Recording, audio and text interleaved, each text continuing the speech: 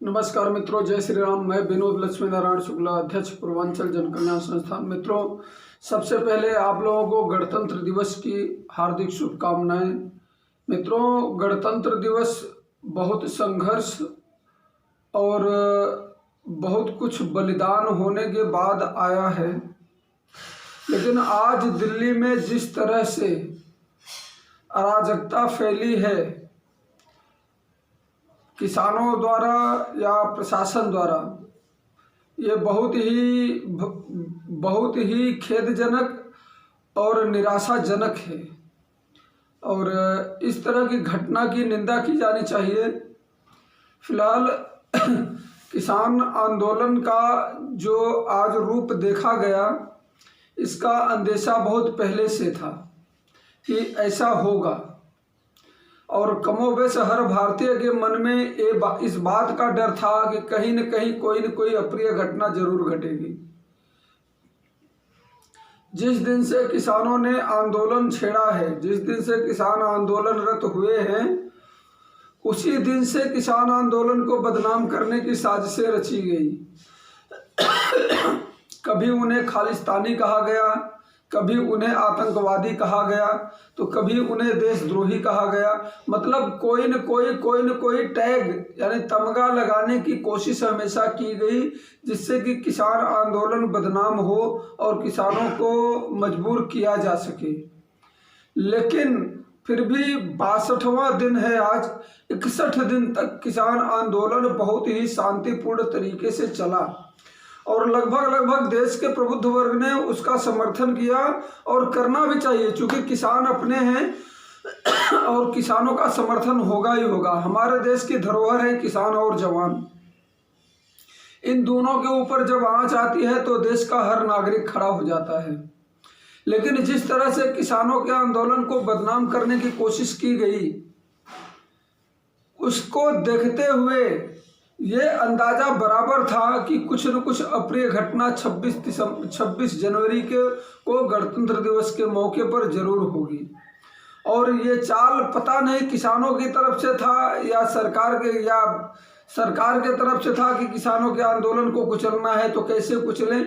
कुछ न कुछ तो था इसमें और इसकी विस्तृत जांच होनी चाहिए। जनता के सामने आना चाहिए कि गणतंत्र दिवस के मौके पर ऐसा जो हमारे गणतंत्र का मजाक बनाया गया, इसका जिम्मेदार कौन है, किसान है या प्रशासन है। इसकी जांच होनी चाहिए और जनता के सामने ये आना चाहिए कि इसका जिम्मेदार कौन है, आखिर जिम्मेदार है कौन। किसानों ने कहा था ट्रैक्टर मार्च निकालेंगे। अगर जवानों की परेड होती है तो ठीक है, किसानों की भी परेड हो वो भी उचित है, ठीक है। आंदोलन करने का अधिकार सबको है और अगर उनको लगता है कि कोई भी कानून उनके खिलाफ बना है तो वो आंदोलन कर सकते हैं और ठीक है, अपनी मांग रखने के लिए उन्होंने किया। ट्रैक्टर मार्च निकालने की कोशिश जारी थी, उसको भी सरकार ने परमिशन दिया। तो ये गड़बड़ी हुआ कहाँ से? आखिर में इतना भयानक हादसा हुआ कैसे? एक किसान के सिर में गोली लगी है। आज उस किसान के घर वाले अगर मान लीजिए अपने परिवार में इकलौता वही कमाने वाला होगा तो उसके परिवार की क्या दशा होगी? इसका जिम्मेदार कौन होगा? 60 पुलिस वाले घायल हुए हैं पुलिस के आंकड़े के अनुसार। 2 हॉस्पिटलों में उनका इलाज चल रहा है। बाय द वे, कोई किसी को कुछ कहीं लग जाए, कोई अंधा काना लूला लंगड़ा या किसी की मृत्यु हो जाए तो उसका जिम्मेदार कौन होगा? इसके तह तक जाने की आवश्यकता है, क्योंकि किसानों को लोगों ने काफी भला बुरा कहा। सरकार समर्थक जो है किसानों को तो देशद्रोही, वो तो खैर सरकार के समर्थक जो है किसी को भी देशद्रोही कह देते हैं, तुरंत उनके मुंह में रखा हुआ है देशद्रोही है, ये किसी को भी कह देंगे।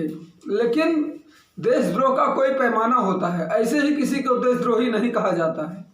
जो आंदोलनरत हैं वो भी अपने देश के हैं और देश के गद्दार नहीं हैं, देशद्रोही नहीं हैं। अगर देशद्रोही थे तो सरकार 62 दिन तक इंतजार क्यों किया? उनके ऊपर कानूनी एक्शन क्यों नहीं लिया या उनके ऊपर दंडात्मक कार्रवाई क्यों नहीं की गई? लेकिन जिस तरह से आज हुआ है हादसा, जिस तरह की घटना घटी है वहाँ पे, ये बहुत ही भयावह और बहुत ही निंदनीय है। किसानों के आंदोलन के बीच से 4 दिन पहले, अभी 4-5 दिन पहले एक आदमी पकड़ा गया था और बताया था उसने कि हम लोग 10 लोग 8 लोग लगभग हैं जो कि किसान आंदोलन के बीच में घुसे हुए हैं और लफड़ा झगड़ा कर मतलब लफड़ा कराने की तैयारी है। अंदेशा पहले से था कि 26 दिसंबर को कुछ न कुछ होगा। अगर तिरंगा मार्च निकला तो पुलिस को उनके रूट, जो रूट पुलिस ने बताया उस रूट पे बैरिकेडिंग करने का क्या मतलब था? उनका तो टाइम तय था चूँकि 11 बजे।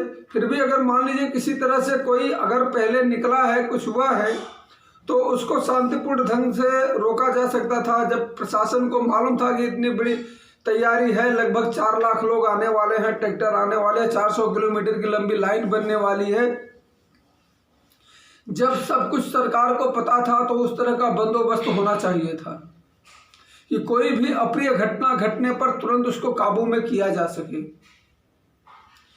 इसकी तैयारी पहले से क्यों नहीं थी? होनी चाहिए थी, लेकिन नहीं। आज इस तरह की घटना से देश शर्मसार हुआ है। ये बहुत ही निंदनीय है, ऐसा नहीं होना चाहिए था और सबको इस तरह से सचेत होना चाहिए कि भविष्य में ऐसी घटना न घटित हो। जय हिंद।